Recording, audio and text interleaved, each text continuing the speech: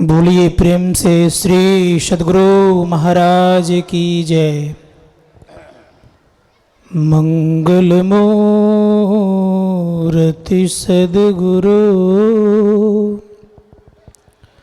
मिलवे सर्वाधार। मंगलमय मंगल करन बिनवा बारंबार। धन्य धन्य सद्गुरु सुखदा महिमा कहीं न जाए। जो कछु कहो तुम्हारी कृपा मोते कछु न बसाए। पूज्यपाद गुरुजन,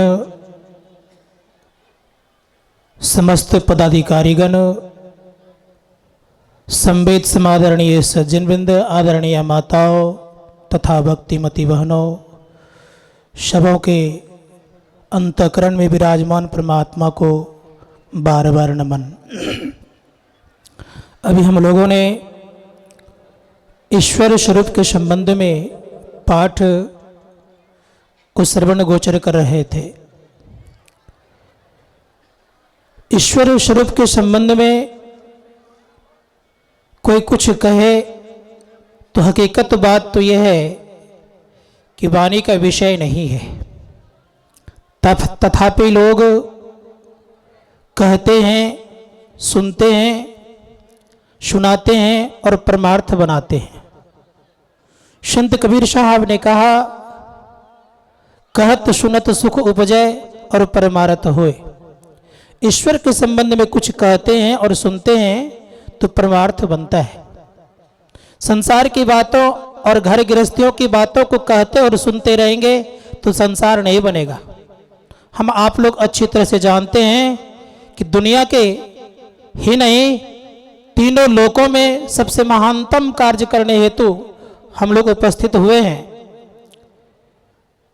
इसलिए हम लोग को सोचना चाहिए कि ठीक से हम लोग बैठ जाएं। हल्ला उल्ला बहुत हो रहा है, तो निवेदन है कि आप लोग पहले बैठ जाएं।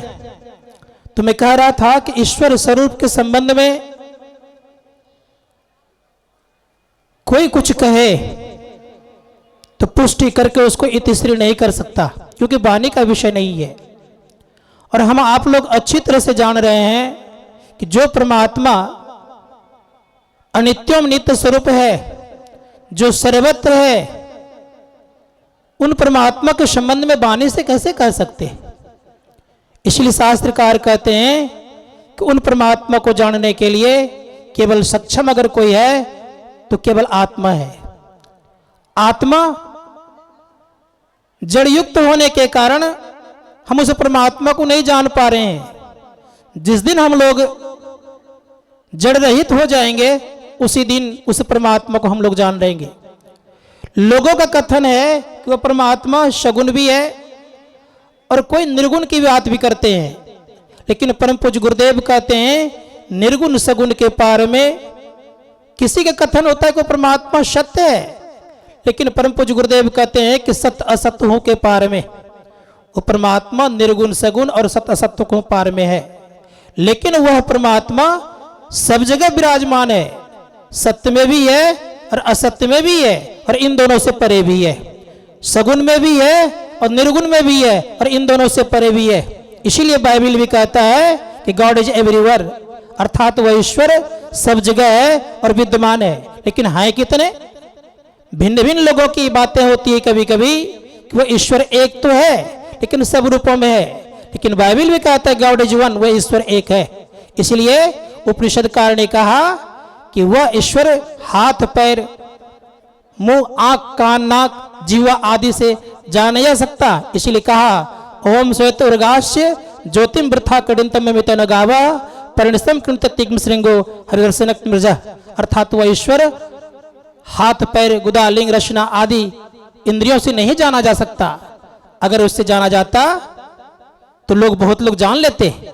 शास्त्रकार कहते हैं कि अगर ईश्वर को जानना चाहते हो तो हम आप सच्चे संत सद्गुरु के सानिध्य में जाकर के उन सद्युक्ति लेकर के उन सद्ज्ञान लेकर के अगर हम आप अंतःकरण में साधना करते हैं तो सर्वप्रथम अंधकार प्रकाश और शब्द के पार जाएंगे, निशब्द मिलेगा, परमात्मा और हम एक हो जाएंगे, फिर सारे दुखों का अंत हो जाएगा। इसलिए महर्षि में परमहंस जी महाराज ने कहा प्रभु अकथ अनामी, वो अनामी है और वो अकथ भी है, वर्णन में आने योग्य भी नहीं है।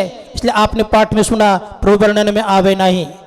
तो जो प्रभु परमात्मा वर्णन में नहीं आने योग्य है उनके संबंध में कोई कुछ कहे तो संभव नहीं है। तो हम लोग विचार करना यह चाहिए कि परमात्मा की प्राप्ति का मार्ग एक है और एक के रूप में प्रकाश और शब्द है। शब्द की पूर्णता में हम परमपिता परमात्मा को जानते हैं, लेकिन प्रारंभ हमें मानस जप से और मानस ध्यान से करना चाहिए। तत्पश्चात हमें दृष्टि योग या बिंदु ध्यान करना चाहिए। बिंदु में जब नाद की उत्पत्ति होता है, जब उसको प्राप्त करते हैं साधक, तो कहा नादों से नादों में चली प्रणव ध्वनि सारे, एक ओम सत्यनाम ध्वनि में ही हो भव पारे। तो समय सीमा के अंतर्गत रहते हुए अपनी वाणी को विराम देते हुए बोलिए प्रेम से श्री सद्गुरु महाराज की जय।